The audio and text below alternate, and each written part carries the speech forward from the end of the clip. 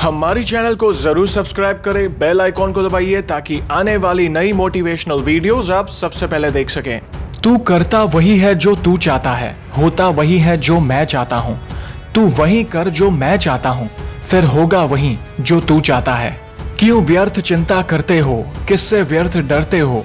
कौन तुम्हें मार सकता है? आत्मा ना पैदा होती है ना मरती है। जो हुआ वह अच्छा हुआ, जो हो रहा है वह अच्छा हो रहा है, जो होगा वह भी अच्छा ही होगा। तुम भूत का पश्चाताप न करो, भविष्य की चिंता न करो, वर्तमान में जियो। तुम्हारा क्या गया जो तुम रोते हो? तुम क्या लाए थे जो तुमने खो दिया? तुमने क्या पैदा किया था जो नाश हो गया?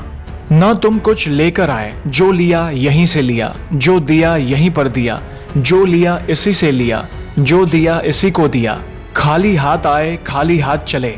जो आज तुम्हारा है कल किसी और का था, परसों किसी और का होगा।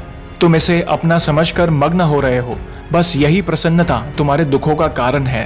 परिवर्तन संसार का नियम है। जिसे तुम मृत्यु समझते हो वही तो जीवन है। एक क्षण में तुम करोड़ों के स्वामी बन जाते हो, दूसरे ही क्षण तुम दरिद्र हो जाते हो। मेरा तेरा, छोटा बड़ा, अपना पराया मन से मिटा दो, विचार से हटा दो, फिर सब तुम्हारा है, तुम सबके हो। न यह शरीर तुम्हारा है, न तुम इस शरीर के हो। यह अग्नि, जल, वायु, पृथ्वी, आकाश से बना है और इसी में मिल जाएगा। परंतु आत्मा स्थिर है, फिर तुम क्या हो? तुम अपने आप को भगवान को अर्पित करो, यही सबसे उत्तम सहारा है। जो इसके सहारे को जानता है वह भय, चिंता, शोक से सर्वदा मुक्त है। मनुष्य नहीं, उसके कर्म अच्छे या बुरे होते हैं, और जैसे मनुष्य के कर्म होते हैं उसे वैसे ही फल की प्राप्ति होती है। अच्छे कर्म करते रहो, क्योंकि अच्छे कर्म स्वयं को शक्ति देता है और दूसरों को अच्छे कर्म करने की प्रेरणा देता है। कैसे वस्त्र पहनने से मैं अच्छा दिखूंगा, यह तो हम हमेशा सोचते हैं, किंतु क्या यह विचार किया है कि कैसे अच्छे कर्म करूं ताकि स्वयं भगवान को ही मैं अच्छा लगूं? जीवन में कोई भी बाधा क्यों न हो, अगर कोई भी व्यक्ति धैर्य बरकरार रखेगा तो हर समस्या का समाधान उसे मिल जाएगा। जितने अंशों में आपका मैं पिघलेगा, उतने अंशों में परमात्मा से निकटता होगी। जो सभी इच्छाएं त्याग देता है और मैं और मेरा की लालसा और भावना से मुक्त हो जाता है, उसे शांति प्राप्त होती है।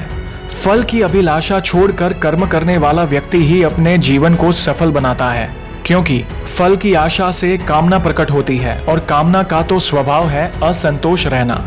असंतोष से क्रोध उत्पन्न होता है और क्रोध से मोह जन्म लेता है। मोह से व्यक्ति आचार और व्यवहार का ज्ञान ही भूल जाता है।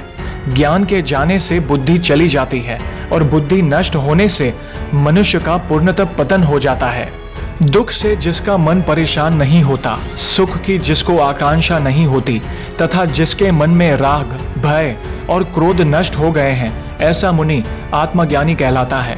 अहिंसा ही परम धर्म है और उसके साथ सत्य, क्रोध न करना, त्याग, मन की शांति, निंदा न करना, दया भाव, सुख के प्रति आकर्षित न होना, बिना कारण कोई कार्य न करना, तेज, क्षमा, धैर्य, शरीर की शुद्धता, धर्म का द्रोह न करना तथा अहंकार न करना, इतने गुणों को सत्व गुणी संपत्ति या दैवी संपत्ति कहा जाता है।